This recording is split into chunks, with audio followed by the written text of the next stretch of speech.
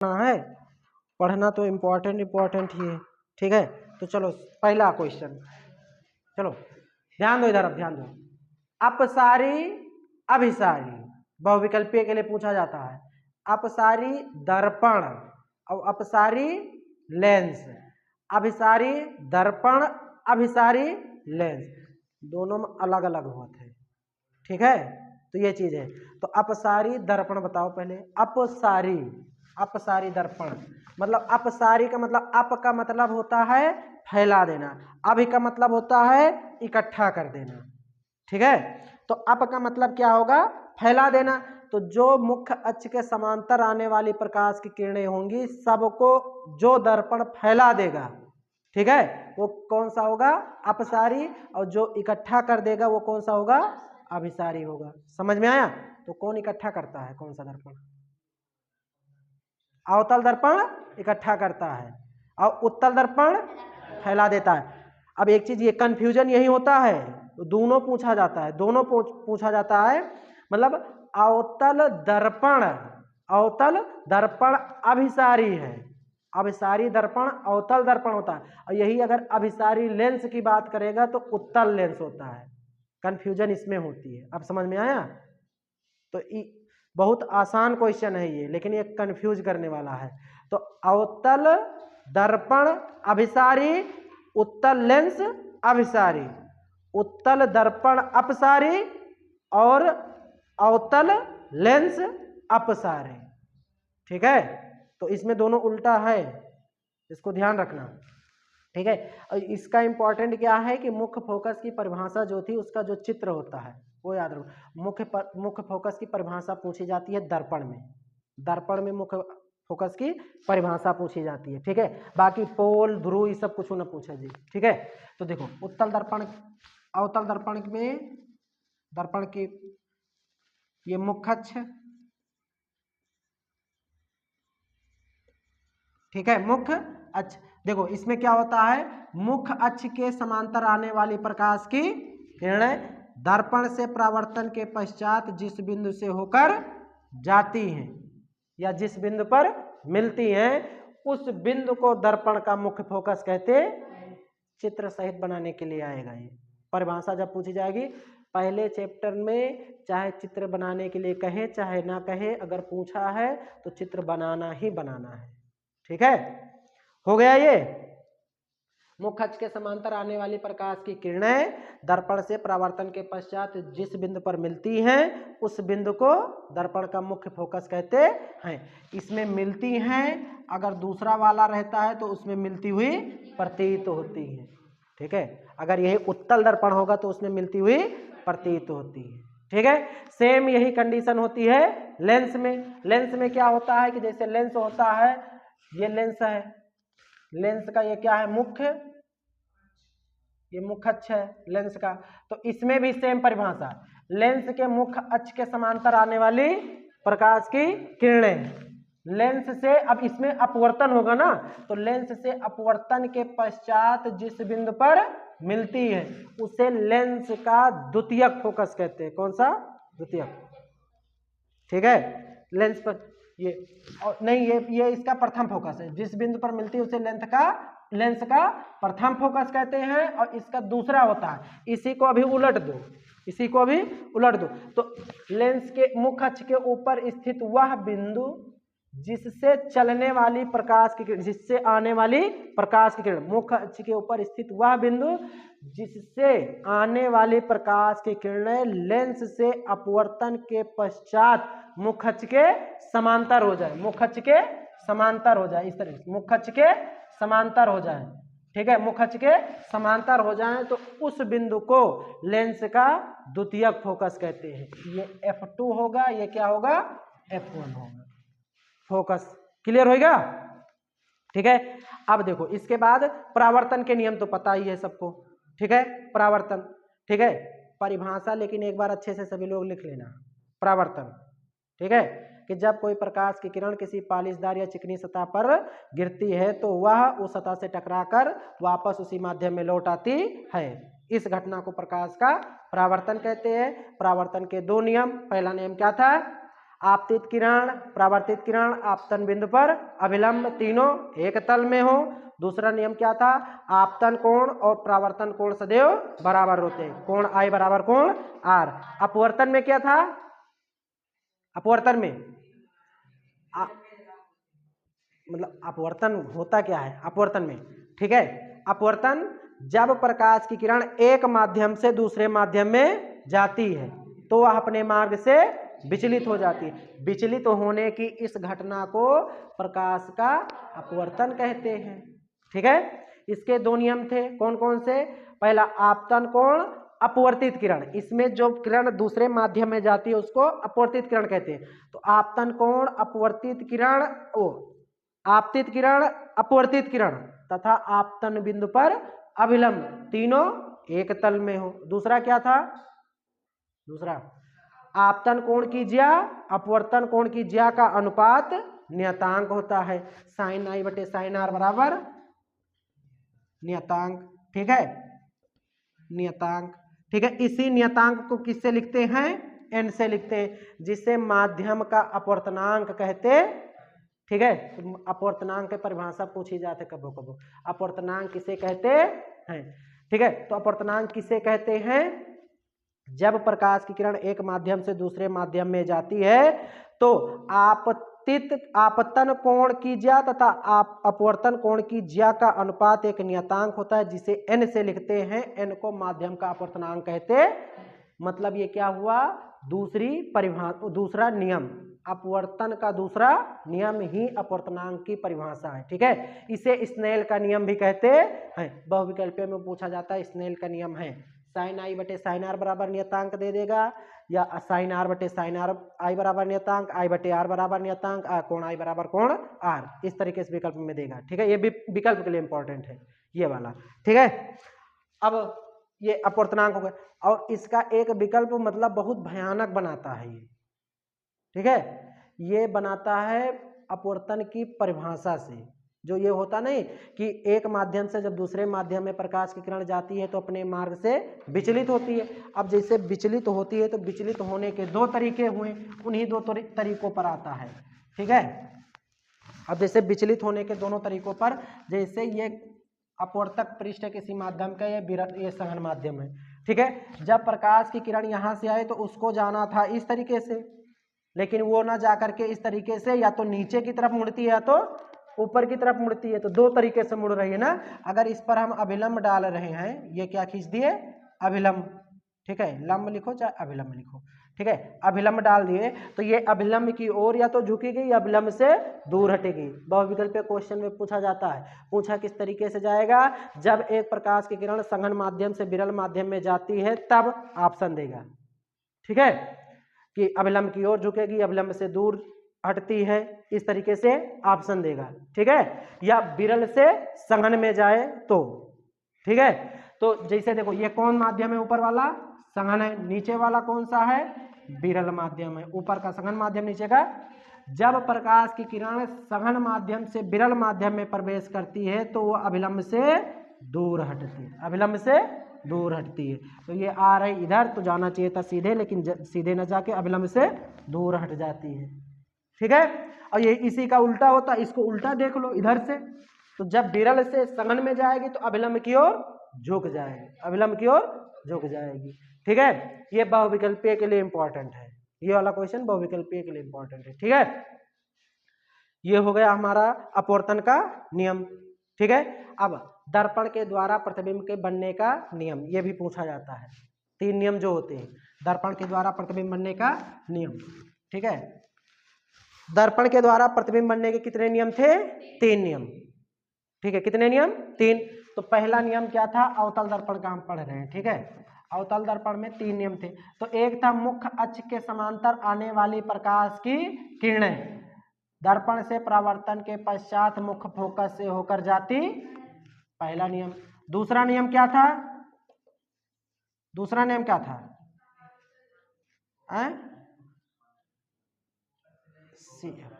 Focus से जाएगी, अरे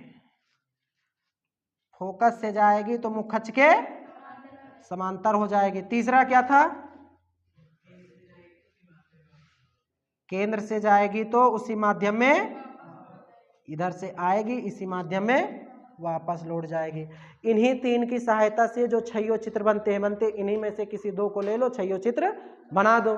ठीक है, चित्र भी बनाया जाए कि बन जाएगा? बना ले तो सभी लोग। हाँ, पहला वाला नहीं बनता है। पहला वाला याद रखो ना, कहाँ बनता है? पहला वाला कहाँ बनता है? मुख्य फोकस पे बनता है। ध्यान दो ध्यान दो, इसलिए बनता वो चित्र, वो प्रतिबिंब कहाँ पर रखा होता है? अनंत पर। उसकी स्थिति डिफाइन नहीं है। अब जिसकी स्थिति डिफाइन नहीं है तो उसको आप आसानी से कैसे बना सकते हो? ठीक है, तो उसमें ये तीनों नियम एक तरीके से देखो फेल हो जाते हैं, लेकिन विभिन्न प्रयोगों द्वारा पाया गया है कि हर बार इसका प्रतिबिंब कहाँ बनता है? मुख्य फोकस पर बनता है। तो वही मुख्य फोकस पर स्थायी के दिन का चित्र बनाएंगे। हाँ, नहीं बनता है तो वही तो हम भी कह रहे हैं नहीं तो इस तरीके से नहीं बना सकते हो ना। अब जैसे देखो अनंत की बात करते हैं, अनंत जब हम पेज में बनाते हैं तो उसको यहाँ मान लेते हैं केवल अनंत है थोड़े। अभी उसको बहुत दूर रखो, दर्पण इतना बड़ा ही लो और उसको बहुत दूर रखो, अब बनाने की कोशिश करो, बन जाएगा। ठीक है, जैसे पेज इतना बड़ा है, मान लो जितना बड़ा बोर्ड है, वस्तु यहाँ रखो और इतना बड़ा ही दर्पण दूसरी साइड बनाओ, अब बनाओगे तो चित्र बन जाएगा, तब एग्जैक्ट जाके वही मिले। और पांचों में देखा मतलब देखते हो कि पांचों में बन जाता है, और पांचों में बन जाता है। बस एक दिक्कत करता है, अनंत वाला है, स्थिति नहीं डिफाइन होने के कारण है। समझ में आया? अब जैसे देखो अनंत पर कोई चीज बन रही है तो आभासी बनाना है, वो बन जाएगा, लेकिन कोई चीज अनंत पर रखी है उसको वास्तविक रूप से बनाना है, तब दिक्कत करता है। और प्रतिबिंब कैसा बनता है? वास्तविक। और चीज कहाँ रखी है? अनंत पर, वो तो आभासी ही तरीके से तो कार्य कर रहा है चित्र। ठीक है, इसलिए दिक्कत होती है। ठीक है, और एक चीज और ध्यान दो, आभासी मतलब बनाने में दिक्कत क्या होता है? दूसरी जो स्थिति थी वक्रता केंद्र के पीछे, जब मतलब कहाँ रखा? वक्रता केंद्र के पीछे, तो चाहे वक्रता केंद्र के पीछे रखो चाहे अनंत पर रखो, दोनों बात एक ही तो हुई। अब चित्र बनाते समय तुम वक्रता केंद्र के पीछे रख के बनाते हो, बनता कहाँ होगा तुम्हारा? बार बार कहाँ? वक्रता केंद्र मुख्य फोकस के बीच, यही तो बनता है। और ये वाला बनता कहाँ है? फाइनाइट, मतलब ज्ञात है जितनी दूरी उतने से बनाते हो ना, इसलिए तो वो कई चित्र बनाओ है अगर तो उल्टा करके बनाओ, इधर से रखो इधर से बनाओ, तब बन जाए। समझ में आवा? और उसका ध्यान नहीं देखे हमें, दूर रेखा लेके, जब अनंत वाला कहे तो दूर रेखा लेके आके मुख्य फोकस पर ही मिलाना है। ठीक है, तो उसको ज्यादा ध्यान नहीं देना है उस पर। ठीक है, दूसरा छइयों प्रतिबिंब बन जाता है ना, स्थिति आकार सब कुछ पता होना चाहिए। अब इसका मेन आता है रेखीय आवर्धन, फिर इसमें क्या आता है? रेखीय। अब देखो रेखीय आवर्धन क्या होता है? आवर्धन का मतलब होता है उसको बढ़ा देना या घटा देना। वस्तु के प्रतिबिंब का आकार वस्तु की तुलना में बड़ा है कि छोटा है, यही जो तुलना होती है इसी को कहते हैं रेखीय आवर्धन। परिभाषा क्या होती है? मतलब दर्पण में और लेंस में दोनों में रेखीय आवर्धन की परिभाषा सेम है। ठीक है, सूत्र में थोड़ा सा चेंज आता है केवल। ठीक है, हाँ, उसमें इसमें दर्पण में माइनस रहता है, लेंस में माइनस नहीं रहता है। ठीक है, अब देखो किसी भी वस्तु के प्रतिबिंब की लंबाई तथा वस्तु की लंबाई के अनुपात को रेखीय आवर्धन कहते। ठीक है, प्रतिबिंब की लंबाई और वस्तु की लंबाई के अनुपात को रेखीय आवर्धन कहते हैं। अभी शायद पिछले साल की पिछली साल रेखीय आवर्धन पर एक क्वेश्चन आया था कि रेखीय आवर्धन का मान 1 से बड़ा है तो प्रतिबिंब वस्तु से बड़ा प्रतिबिंब की लंबाई वस्तु की लंबाई से बड़ी बनेगी, प्रतिबिंब की लंबाई वस्तु की लंबाई से छोटी होगी, प्रतिबिंब की लंबाई वस्तु की लंबाई के बराबर होगी। 1 से बड़ा दिया था रेखीय आवर्धन। ठीक है, तो इस तरीके से क्वेश्चन, जब रेखीय आवर्धन 1 के बराबर हो या रेखीय आवर्धन 1 से बड़ा हो या रेखीय आवर्धन 1 से छोटा हो, 3 कंडीशन बनेगी। 1 के बराबर, 1 से बड़ा, 1 से छोटा, तीनों कंडीशन में प्रतिबिंब और वस्तु की लंबाई का क्या मतलब, कौन बड़ा है कौन छोटा है, वो पूछा जाता है। ठीक है, तो सवाल भी आता है तो सवाल तो लगा ही लोगे तुम लोग। ठीक है, सवाल कैसे आता है? रेखीय आवर्धन को m से लिखते हैं, m बराबर क्या होता है? h डैश अपान h, वस्तु की प्रतिबिंब की लंबाई बटे वस्तु की लंबाई मुख्य अक्ष के लंबवत नापी गई है, लंबाई मुख्य अक्ष के लंबवत। ठीक है, अब यही बराबर होता है -b बटे u, -b बटे u। प्रतिबिंब की, ध्रुव से प्रतिबिंब की दूरी, मतलब दर्पण से प्रतिबिंब की दूरी और दर्पण से वस्तु की दूरी। ठीक है। अच्छा अब एक चीज ध्यान दो, अभी जो हम बता रहे थे, अगर m ग्रेटर देन कितना हो, 1 हो, m ग्रेटर देन 1, m 1 से बड़ा है, 1 से बड़ा है मतलब 1, 1.2, 1.3, 2, 4 इस तरीके से हो, तब प्रतिबिंब की लंबाई और वस्तु की लंबाई में क्या संबंध होगा। अच्छा m का मान कितना है, h डैश बटे h ग्रेटर देन 1 होगा ना इधर से, तो h डैश ये गुणा हो जाएगा, इधर h हो जाएगा ना, तो मतलब ये क्या है, प्रतिबिंब की लंबाई, ये क्या है, वस्तु की लंबाई। तो प्रतिबिंब की लंबाई वस्तु की लंबाई से क्या है, बड़ी, कब, जब रेखीय आवर्धन 1 से बड़ा हो। ठीक है। अगर आप छोटा कर देंगे तो h डैश क्या हो जाएगा, h से छोटा, छोटा, h डैश h से छोटा है। ठीक है। कब, जब m लेस देन 1। ठीक है। रेखीय आवर्धन यदि 1 से छोटा है तो प्रतिबिंब की लंबाई वस्तु की लंबाई से छोटी होगी। ठीक है। और यदि m बराबर 1 हो जाएगा तो h डैश बराबर कितना हो जाएगा, h हो जाएगा। ये 3 कंडीशन आती है। जब रेखीय आवर्धन 1 होगा तब प्रतिबिंब की लंबाई वस्तु की लंबाई के बराबर होगी। ये लेंस में भी होगा और किसमें, दर्पण में भी होगा, दोनों में होगा। ठीक है। ये पूछा जाता है बहुविकल्पीय में पूछा जाता है, ये बहुविकल्पीय में पूछा जाता है। ठीक है, ध्यान रखना। ठीक है। अब रेखीय आवर्धन हो गया। ठीक है। अब लेंस खत्म, ये वाला तो हो गया पूरा, दर्पण खत्म। ठीक है। लेंस में क्या क्या है, लेंस में अरे उत्तल अवतल थोड़े पढ़ना हम लोगों का। ठीक है। मुख्य फोकस तो बता दिए लेंस का, मुख्य फोकस मतलब जब उत्तल लेंस में क्या होता है, जब मुख्य अक्ष के समांतर आए जिस बिंदु पर मिलती है लेंस से अपवर्तन के पश्चात उसे लेंस का प्रथम फोकस। मुख्य अक्ष के ऊपर स्थित वह बिंदु जिससे चलने वाली प्रकाश की किरणें लेंस से अपवर्तन के पश्चात मुख्य अक्ष के समांतर हो जाए, उस बिंदु को लेंस का द्वितीयक फोकस कहते हैं। उसमें 2 फोकस होते हैं। ठीक है, क्योंकि इसमें 2 दर्पण होते हैं तो 2 वक्रता त्रिज्या, तो 2 फोकस, दोनों फोकस जो है दर्पण से लगभग समान दूरी पर होते हैं। ठीक है। अगर कोई मतलब अगर आइडियल आदर्श उत्तल लेंस है या आदर्श अवतल लेंस है तो। ठीक है। इसके बाद आता है लेंस के द्वारा प्रतिबिंब। लेंस के द्वारा प्रतिबिंब बनने की भी कितने नियम होते हैं, 3 नियम। ठीक है। कौन कौन से, लेंस के द्वारा प्रतिबिंब बनने के 3 नियम। पहला नियम क्या था, इसकी एक परिभाषा छोटी सी पूछी जाती है न्यूमेरिकल के साथ, इसमें न्यूमेरिकल के साथ एक परिभाषा पूछी जाती है। ठीक है। देखो, लेंस के मुख्य अक्ष के समांतर आने वाली प्रकाश की किरणें लेंस के प्रथम फोकस से होकर जाती हैं, लेंस के प्रथम फोकस से होकर जाती हैं। ठीक है। जब लेंस बनाना तो इसमें बीच में डॉटेड डॉटेड जरूर खींच देना। ठीक है। ये दोनों दर्पणों का जहां पर योग होता है वो वाला दृश्य दर्शाता है। ठीक है। अब दूसरा क्या था, लेंस के ये क्या होता है, प्रकाशिक केंद्र। प्रकाशिक केंद्र की परिभाषा न्यूमेरिकल के साथ पूछी जाती है। ठीक है, ये अलग से नहीं पूछी जाएगी, जब भी आएगी न्यूमेरिकल के साथ आएगी। ठीक है। प्रकाशिक केंद्र तो लेंस के मुख्य अक्ष पर स्थित वह बिंदु जिससे जाने वाली प्रकाश की किरणें बिना विचलित हुए सीधे बाहर निकल जाती है, उसे लेंस का प्रकाशिक केंद्र कहते हैं। मतलब इस पर अगर प्रकाश की किरण पड़ेगी तो सीधे सीधे बाहर निकल जाएगी, उसमें कोई विचलन नहीं होगा। अब सबसे पहली बात तो देख सकते हो मुख्य अक्ष में कोई विचलन होता है, ये सीधे पड़ती है सीधे निकल जाती है, तो इसमें कोई विचलन नहीं हो रहा। तो यही क्या है, पर ये वाला बिंदु क्या होता है, प्रकाशिक केंद्र। और जब शो करते हैं तो उसको एक तिरछी रेखा के द्वारा शो कर देते हैं, ये आई सीधे अपने मार्ग पर ही निकल गई। ठीक है, ये हो गया। तीसरा क्या था, लेंस के द्वितीयक फोकस से आने वाली प्रकाश की किरणें लेंस से अपवर्तन के पश्चात मुख्य अक्ष के समांतर हो जाती है। ये 3।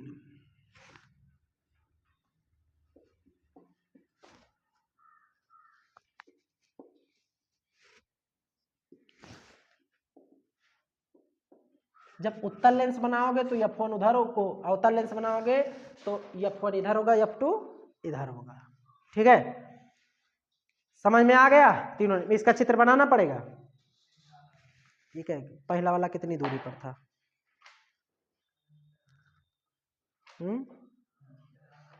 अनंत पर इस पे नहीं रखा जाता। अच्छा अनंत पर ही है, अनंत पर है तो कहाँ बने, F1 बनेगा ही, कहाँ F1 पर ही बनेगा, उसमें कोई संशय ही नहीं है। ठीक है, तो F1 पर बनेगा, रख दियो यहाँ वस्तु अनंत पर बांट है, एक थोड़े इसे प्रकाशिक केंद्र से दिखा दियो, इस पे कैसे बना।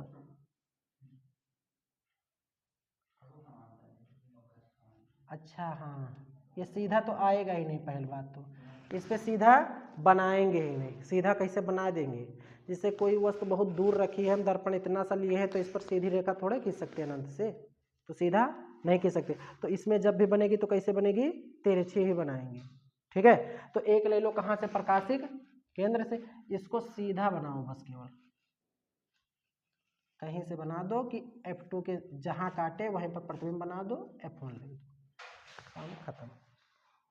ठीक है, अनंत वाले में ही दिक्कत होगा। अब कहीं ज्ञात दूरी पर रखोगे तुरंत चित्र बनते हुए चले जाएंगे। ठीक है, बस उन्हीं 3 नियमों में से 2, पहले वाले में ही फेल भी होता है ये, कारण क्या है कि दूरियां ज्ञात नहीं है, अनंत पे हम ज्ञात नहीं कर सकते, और शायद इसी 2 में दिक्कत भी होती होगी, इसके अलावा किसी में होगी भी नहीं, ये दोनों याद रखना पड़ेगा। ठीक है, और एक चीज ध्यान दो, दोनों में ही प्रतिबिंब कहाँ बनता है, मुख्य फोकस पर, उसमें मुख्य फोकस, इसमें प्रथम फोकस पर, ये बनेगा ही बनेगा। और जब प्रथम फोकस पर द्वितीयक फोकस पर रखोगे तो प्रतिबिंब कहाँ बनता है, अनंत पर बनता है। जैसे जैसे स्थिति इधर लाओगे वैसे वैसे प्रतिबिंब इधर बनता जाएगा, और जैसे जैसे इसे घटाते जाओगे उसी तरीके से प्रतिबिंब अनंत पर बनता हुआ चला जाएगा। ठीक है, उतने दूर बनता हुआ चला जाएगा। ठीक है, चलो ये हो गया। अब इसके बाद क्या पढ़ना है, इसमें और क्या पढ़ना है, नहीं अवतल लेंस का नहीं पूछा जाता है।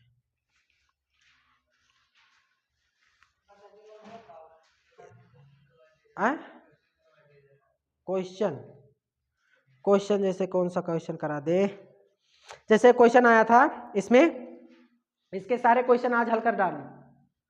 ठीक, कल लगाए थे तुम लोग क्वेश्चन जो बताए थे उसमें।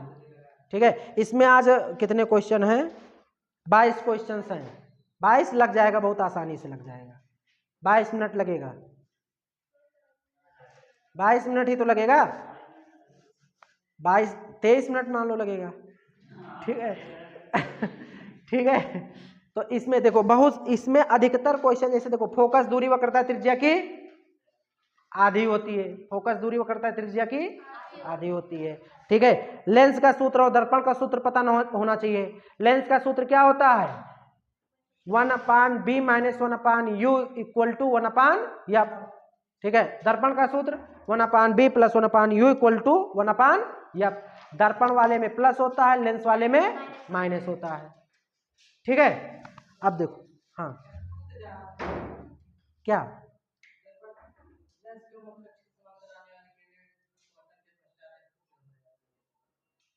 किस में पढ़ रहे हो, कौन सा लेंस। अच्छा इसमें हम,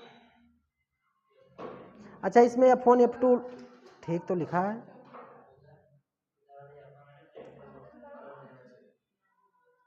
अच्छा इसमें बदल दिए हैं, हम दूसरी तरीके से लिख रहे हैं, हम F1 इधर लिख रहे हैं, F2 इधर लिख रहे हैं। ठीक है, तो उससे कोई दिक्कत नहीं है। ठीक है, चलो, लेंस में माइनस, दर्पण में प्लस। जैसे पहला वाला सवाल देखो क्या है, एक अवतल दर्पण की वक्रता त्रिज्या 40 सेंटीमीटर, वक्रता त्रिज्या कितनी दी गई है, 40 सेंटीमीटर।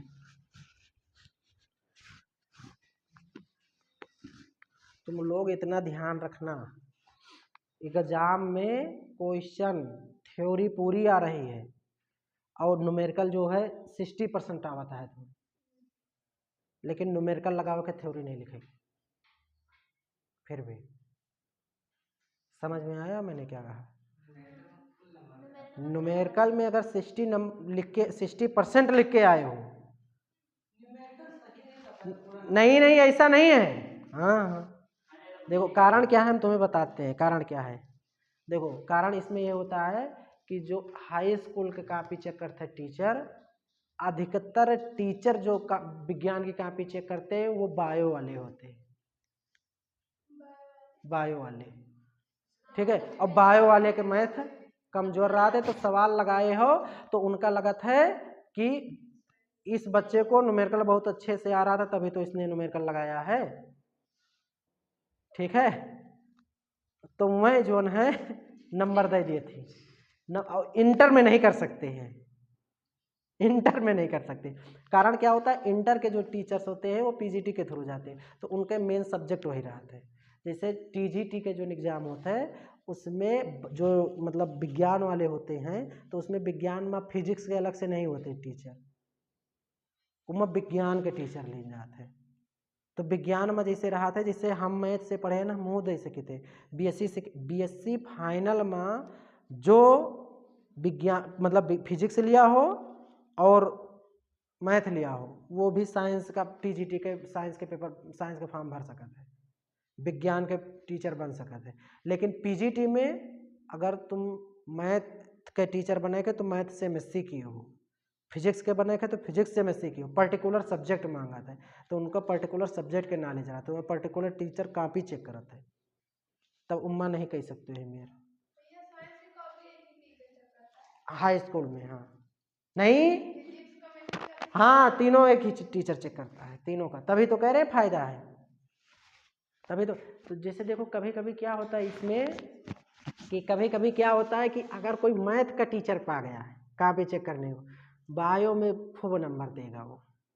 कारण क्या है कि उसको बायो नहीं पता है, अब बायो वाला मिल गया तो फिजिक्स में नंबर खूब देता है, ठीक नहीं। केमिस्ट्री कॉमन रहती है, दोनों केमिस्ट्री आती है हाई स्कूल की, बायो में केमिस्ट्री पढ़े रहता है। हाँ ठीक है, तो ये चीज ध्यान रखना, न्यूमेरिकल लगाना ही लगाना। और पेपर के कैसे तैयारी होते हैं, लिखे कैसे होगा तो हम बताओ, आते हुए भी बहुत कुछ करना रहता है, नंबर लाना अलग बात है, नहीं जल्दी बता देंगे तुम लोग पढ़ना छोड़ दोगे। पिछली बार अभी आर से आर बराबर कितना है 40 सेंटीमीटर। उसके बाद कह रहा है इसके सामने एक वस्तु 15 सेंटीमीटर की दूरी पर रखिए, वस्तु की दूरी बराबर 15 सेंटीमीटर, अभी लिख रहे हैं उसको। प्रतिबिंब की स्थिति ज्ञात कीजिए, प्रतिबिंब की स्थिति, ठीक है, ये ज्ञात करना है, मतलब कितनी दूरी पर प्रतिबिंब बनेगा। कौन सा दर्पण है, अवतल दर्पण।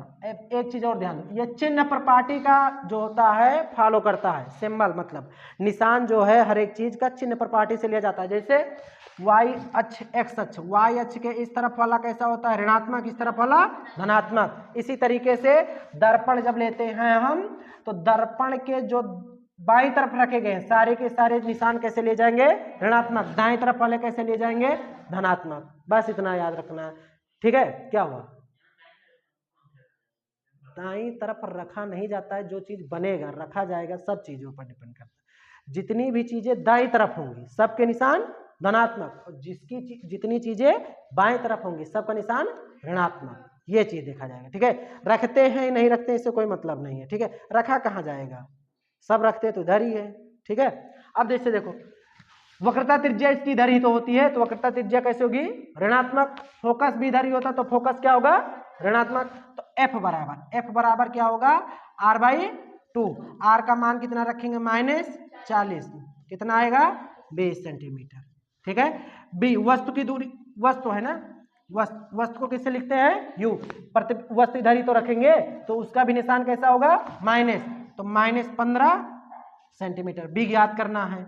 अब बी पर देखो, बी पर हमारा वो नहीं है, अब इसी से पता चलता है प्रतिबिंब की स्थिति, ठीक है। अगर प्रतिबिंब बी अगर धनात्मक आएगा तो मतलब प्रतिबिंब किधर बना है, इधर। ऋणात्मक आएगा इधर, धनात्मक। और जब प्रतिबिंब धनात्मक जब आए जे बी, तो उस समय प्रतिबिंब आभासी बनता है, और ऋणात्मक रहे तो वास्तविक बनता है।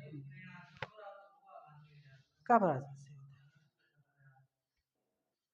अनंत पर चला जाता है, हाँ अब ध्यान दो, तो बी के मान कब आए, उस नहीं नहीं नहीं नहीं अनंत पे जाएगा, पहले बताओ बी के मान कितना रहे, फिर बी के मान अनंत पर जब प्रतिबिंब बनेगा तो बी का मान कितना होगा, अनंत तो होगा, और अनंत तो फिर बी के मान अनंत लिख दियो जब, तो बी कितना है, -∞ आए, सीधी सीधी बात यही तो हुई, कितना आएगा माइनस।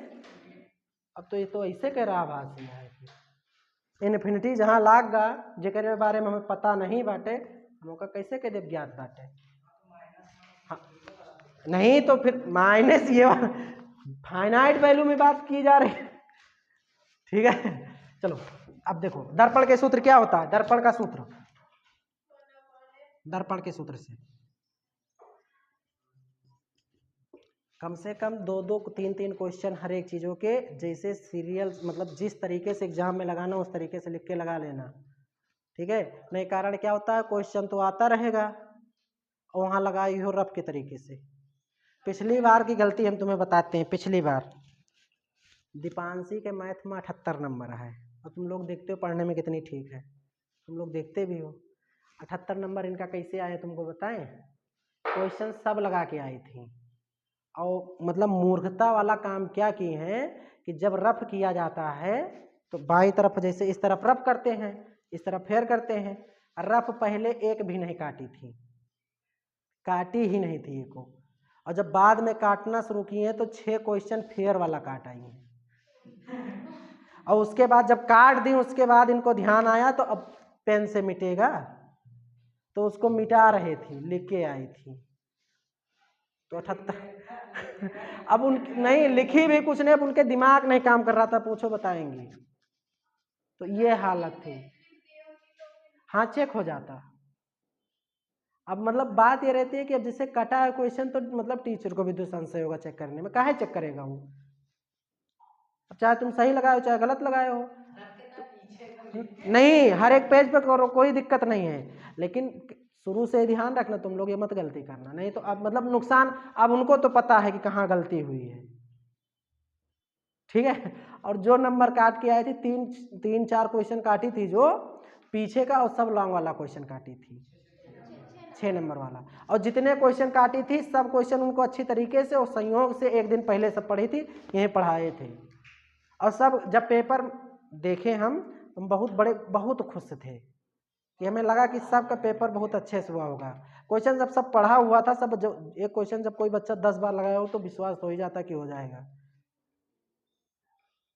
और वही तो मुझे संशय था। तो मोनिका का नंबर आया ठीक है, मोनिका के पास जो है रटने की क्षमता ज़्यादा है, बहुत तेज रटती है, दीपांशी के पास समझने की क्षमता ज़्यादा है, तो इनका ना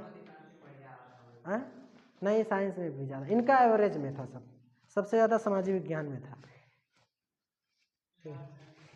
दर्पण के सूत्र, तो दर्पण का सूत्र क्या होता है 1/1/f = 1/b + 1/, एफ के मान -20, बी के मान निकालना है, यू के मान कितना है -15, ये माइनस में क्या इधर लेके हुए तो प्लस में, तो 1/b बराबर 1/15 - 1/20, इधर का वही प्लस में, ठीक है। एलसीएम ले लियो तो कितना हुए 60, 15 चौको 60, 20 तिहाई 60, 4 में से 1 गवा, 4 में से 3 गवा, 1/60, 1/b, तो b बराबर कितना आएगा 60, b बराबर 60 सेंटीमीटर, 60 सेंटीमीटर। अच्छा ये कैसा आवा है धनात्मक, धनात्मक आवा है तो मतलब प्रतिबिंब दर्पण से कौन तरफ बने दाएं तरफ, दर्पण से पीछे, तो प्रतिबिंब की स्थिति यही तय पूछे कि दर्पण से आगे बने कि दर्पण से पीछे, तो प्रतिबिंब कहां पर बनेगा दर्पण से पीछे, पीछे बने तो कैसा बने वास्तविक और आभासी बने,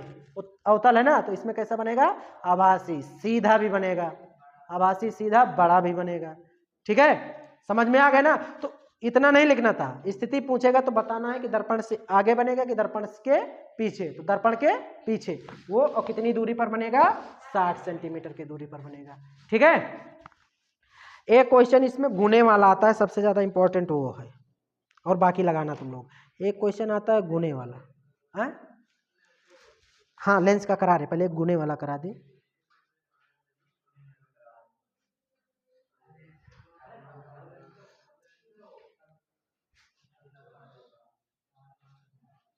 अब एक चीज और यही देख लो, एक चीज और देख लो, यही एक चीज देख लो, यहीं पर एक चीज और देख लो, जैसे हमें u का मान भी मालूम है और b का मान। अब अगर एक चीज और पूछ सकता है प्रतिबिंब जो है वस्तु से बड़ा बनेगा कि वस्तु से छोटा, वो भी निकाल सकते हैं, और कितने गुने बनेगा वो भी निकाल सकते हैं। तो m बराबर क्या होता है, m बराबर h डैश बटे और ये बराबर होता है -b बटे एच डैश बटे एच माइनस बी के मान कितना है 60, यू के मान कितना है 15, इससे 15 चौको एच डैश बटे एच बराबर कितना आएगा 4। अच्छा ये 4 है, 4 एक से बड़ा है तो मतलब प्रतिबिंब क्या होगा वस्तु से बड़ा होगा, वस्तु से बड़ा होगा। ठीक है, और एक चीज और देख सकते हैं एच डैश बराबर कितना होगा 4h होगा, 4h कितना वस्तु से कितना बड़ा होगा, वस्तु का 4 गुना होगा, वस्तु का 4 गुना होगा। ठीक है, तो क्वेश्चन कभी कभी क्या पूछता है यहीं से दे देता है, यहीं से वस्तु की दूरी दे दे और बता देगा कि प्रतिबिंब इतने गुने बन रहा है और कहीं पूछ ले फोकस दूरी, फोकस दूरी तो गुने वाले से हम निकालेंगे, यहां रख के बी का मान दिया है तो यू का मान, यू का मान दिया है तो बी का मान निकालेंगे, वही सूत्र फिर यहां रख के फोकस दूरी निकाल देंगे। ठीक है, समझ में आया। एक क्वेश्चन इस तरीके से कहीं दिख नहीं रहा है। एच डैश प्रतिबिंब के माने जाते बच्चा, ऊपर लिखा जाता है प्रतिबिंब की ही लंबाई होती है। सूत्र अभी क्या बताए थे, रेखीय आवर्धन क्या बताए थे, प्रतिबिंब की लंबाई बटे वस्तु की लंबाई, तो इसको सांकेतिक रूप में लिखे हैं ना, तो वो तो हम मान के चल रहे हैं पहले से ही। अब बताओ जब सूत्र लिखने के लिए आएगा तो हम बताना ही पड़ेगा। ठीक है, आगे देखो ये क्वेश्चन था कहीं हम देखे थे, अभी आ नहीं रहा है।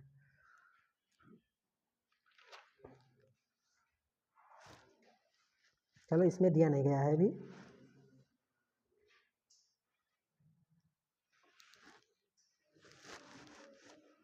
ये आया था, देखो ये आया था, एक उत्तल दर्पण से 25 सेंटीमीटर 25 सेंटीमीटर दूर रखी वस्तु का प्रतिबिंब 16 नंबर 122 16 नंबर क्वेश्चन देखो, इस ये वाला क्वेश्चन देखो, इसमें वही जो बता रहे थे गुने वाला आधा वाला ये सब जब दिया रहेगा तो ये चीज है। ठीक है, देखो देखो कौन सा दर्पण कह रहा है, एक उत्तल दर्पण से 25 सेंटीमीटर दूर रखी वस्तु, वस्तु की दूरी कितनी दिन है 25 सेंटीमीटर, तो u बराबर कितना हो जाए -25 सेंटीमीटर दूर रखी वस्तु की वस्तु का प्रतिबिंब वस्तु की लंबाई का आधा है। प्रतिबिंब का है प्रतिबिंब, प्रतिबिंब बराबर आधा करे वस्तु की, प्रतिबिंब की लंबाई क्या है वस्तु की लंबाई की आधी है। ठीक है, तो मतलब अगर इका इधर भेज दी तो क्या लिखा बाटे, प्रतिबिंब की लंबाई बटे में वस्तु की लंबाई, लंबाई बराबर 1 बटे। अच्छा एक चीज अगर ये देखो प्रतिबिंब की लंबाई बटे वस्तु की लंबाई, ये क्या है आवर्धन क्षमता ही तो है, तो इसको हम क्या लिख सकते हैं m बराबर 1 बटे 2। तो तुमको वहां ये नहीं करना रहेगा, जब ये आधा गुना 2 गुना 5 गुना इस तरीके का जब देगा तो सीधा सीधा मतलब है कि वो क्या दे रहा है आवर्धन क्षमता, रेखीय आवर्धन दे रहा है। ठीक है, तो उसको डायरेक्ट किससे लिख देना है m से। ठीक है, अब देखो m बराबर इतना है तो m बराबर होता क्या है -b बटे, m का मान कितना है 1 बटे -b, u का मान कितना है -25, माइनस माइनस कैंसिल, इसका मान इधर भेज दो तो 25 बटे 2 बराबर b 12.5 सेंटीमीटर। ठीक है, वस्तु की प्रतिबिंब की स्थिति पता चल गई। ठीक है, तो जो ये आधा गुना 2 गुना 5 गुना ये देगा तो ये क्या है रेखीय आवर्धन है, इसमें भी देगा और लेंस में भी देगा। लेंस में बस क्या होगा, ये जहां -b बटे u लिखते हैं तो लेंस में हो जाएगा m बराबर b बटे u। ठीक है, लेंस में m बराबर b बटे u धनात्मक रहेगा। ठीक है, बस खत्म हो गया है। तो लेंस से सूत्र बनने को था।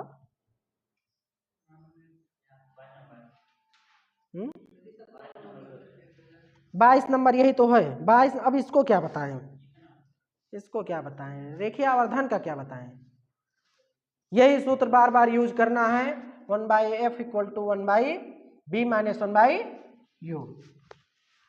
बस लेंस का है, रेखीय आवर्धन पूछेगा तो m = -b/o + b/u रेखीय आवर्धन है लेंस का।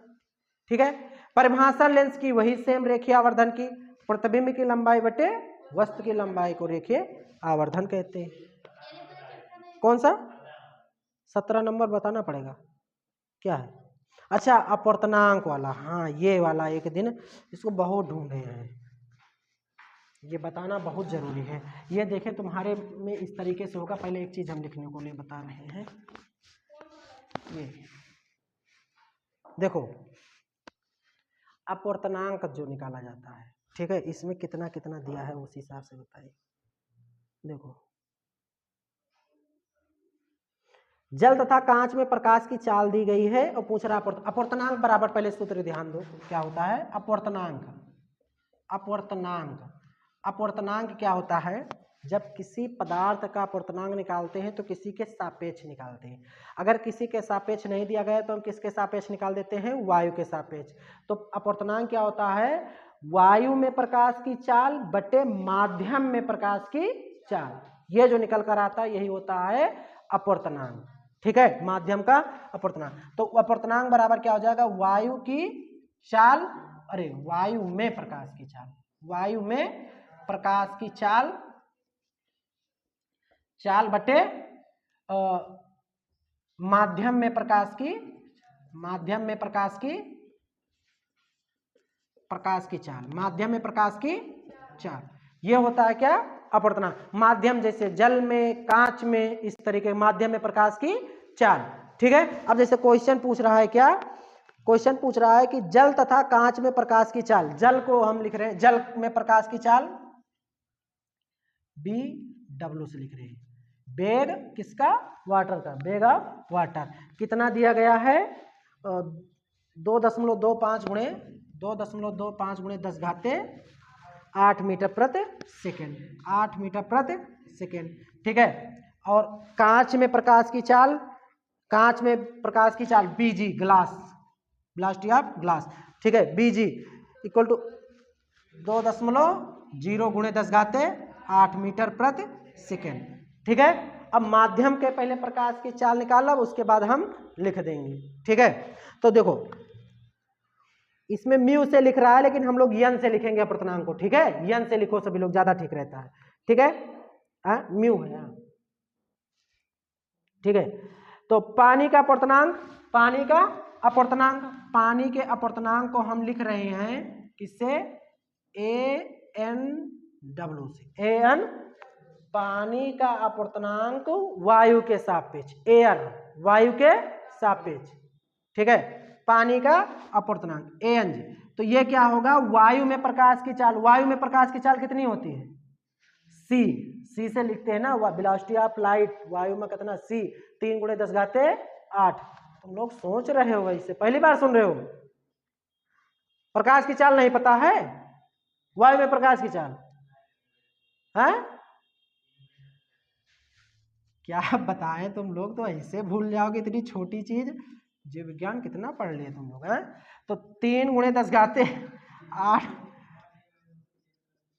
है। ठीक है, अब इसको इससे काट दो, 10 घाते 8 से 10 घाते 8 कैंसिल। अब आया 3, दशमलव हटाओ, 2 जीरो ऊपर बढ़ा दो, तो 300 बटे 2 2 5, कितना आएगा ये, इसको काटो 25 कितने 5 से काटो, 5 चौक 20, 50 25 5 6 30 5 9 45 15 तिया 45 15 चौको 60, 4 बटे 3। ठीक है, अब ANW ANG निकालो, ग्लास कांच का वायु के सापेक्ष अपवर्तनांक। तो क्या आएगा, वायु प्रकाश की चाल बटे में ग्लास में प्रकाश की चाल, वायु में प्रकाश की चाल बटे इससे, तो ये कितना आएगा 3 बटे 2।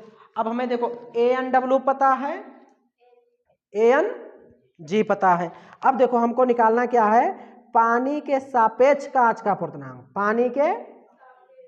पानी के सापेक्ष कांच का अपवर्तनांक, वायु के सापेक्ष कांच का अपवर्तनांक, वायु के सापेक्ष कांच का अपवर्तनांक। अच्छा एक चीज, ये रुक जाओ, ये थोड़ा चूक हो गई यहाँ से, ये कांच का अपवर्तनांक है, NW है, NG है, डायरेक्ट इसको इस तरीके से लिखा जाएगा। ठीक है, अब देखो किसका किसका पूछ रहा है, पानी के सापेक्ष कांच का अपवर्तनांक, पानी के सापेक्ष कांच का अपवर्तनांक, पानी के सापेक्ष कांच का पानी के सापेक्ष, पानी के सापेक्ष, तो पानी के का लिखा जे W लिखा जे, और ई के का लिखा जे कांच के G लिखा जे, WN_G।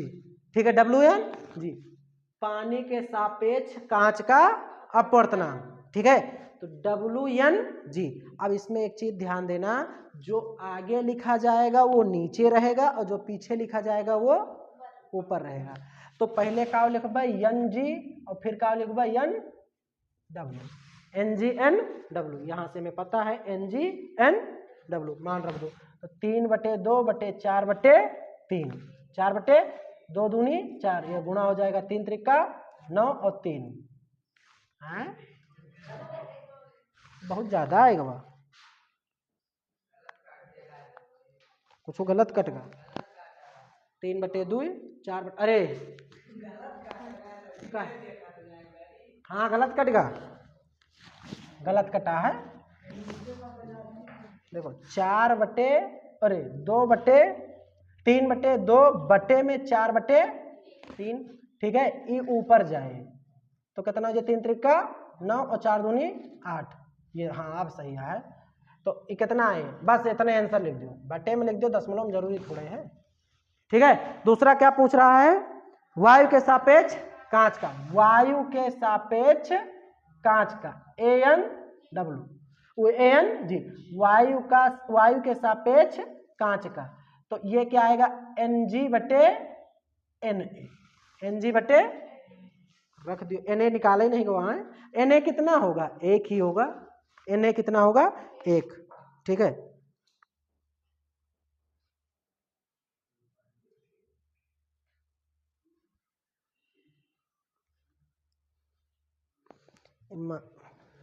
एक है देख रहा है, मैं गलत लिख दे बाटे कि तभी हम गलत लिख दे भाई। एक होता है, देखो वायु के जब Na निकालब Na, अच्छा Na निकालेंगे तो अपवर्तनांक, तो वायु में प्रकाश की चाल बटे वायु में प्रकाश की, दोनों चाल बराबर कट जाए तो कितना है जे 1। ठीक है, तो NG कितना है, NG कहाँ है, NG 3/2/1, 2 पंचे 1.5 या 3/2। ठीक है, हो गया, खत्म। मानव नेत्र में एवं रंग बिरंगा संसार, इसमें क्या क्या पढ़ना है, आए? इसमें क्या पढ़ाना है, उदाहरण, आंकिक प्रश्न, जैसे लेंस का वैसे इसका।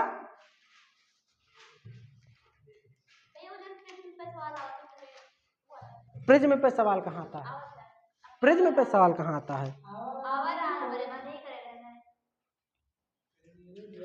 लेंसवा पूछा जाता है बच्चा, कोण I बराबर कोण R, परावर्तन अपवर्तन, वो प्रिज्म लिख दिए थे, केवल कंफ्यूज हो जाते हो सब लोग। हाँ,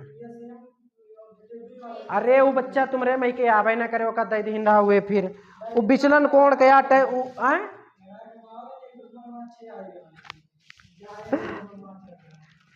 वो नहीं पूछा जाना चाहिए, विचलन कोण का सूत्रों तो न रहे तो कहाँ से आई जे, वो 12th का है वो।